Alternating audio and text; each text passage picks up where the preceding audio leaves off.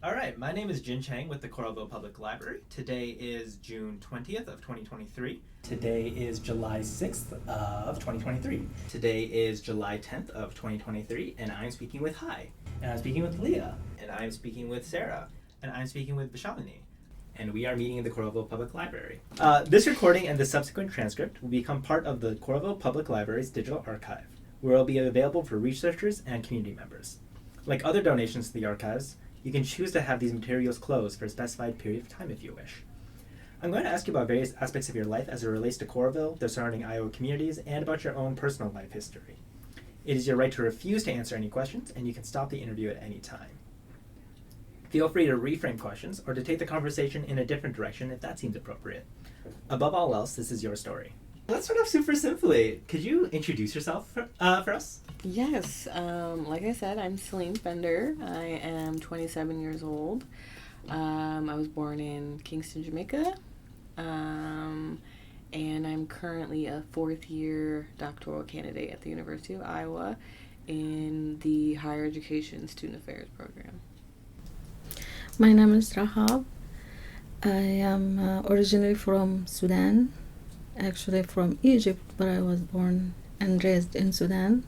My name is Qing Xu. I'm a Chinese. I am an international student at the University of Iowa in music composition and library and information science. I'm pursuing my master's degree here. My name is Hai Hun. I have lived in Coralville for a long time, over 20 years. I came here to the Iowa City area as a student and never thought that I would stay. But, fast forward 25, 30 years, I am here as a mom, as a community member, and I work at the food pantry, so obviously as an employee, and also serving as a city councilor on the city as well. So you went through kindergarten in New York and first grade in Iowa. Did you feel a difference when you came? Yes, I think I didn't know what to name it, but I definitely felt like, nobody looks like the people where I came from. But there are other things, like when they have snack time. There was one time, and the teacher was like, okay, we're going to have snack. And I was like, whoa, snake? And I was like, may I go to the toilet? Because snack, it sounded like snake. So, and then I've heard a lot of weird things about, white people eat weird things, and, they eat weird things. So I was like, before we came here, you hear a lot of people talk. And I was like, I'm not about to eat snake. May I go to the toilet? So I went to the bathroom, sat there for I didn't even need to go. I went to the bathroom and sat there until they're done eating snake. And waited and waited and waited. I came back, and I see some kids eating cookies.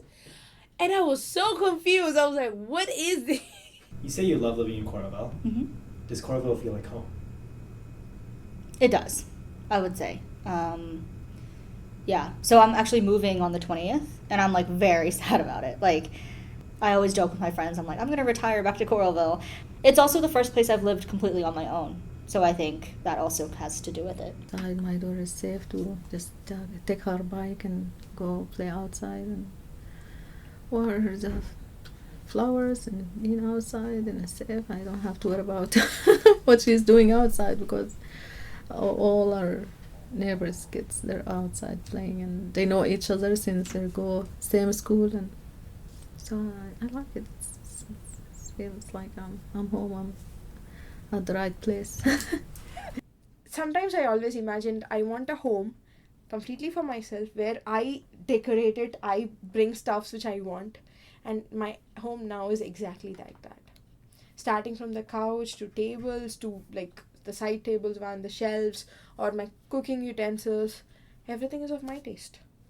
Being Asian American here in America, and it's in the Midwest and specifically in Coralville, it's a diverse community, and we do have a good population of Asian here in Coralville, but there are not really any space where we can celebrate our culture, where we can just celebrate being ourselves. And that is something that I miss and I long for. And I also wanted for my children and also children of other Asian American family to be able to experience, their culture in an environment where it is celebrated the way that we celebrate it. And how do we do that? Like, we do that by having a festival. Amanda, she is good at gardening. She's planting lots of fruits and vegetables. Once she harvests, she just knocked my door and here, something I would like to share with you. Here's more stories just like that. If that's not home, what's home?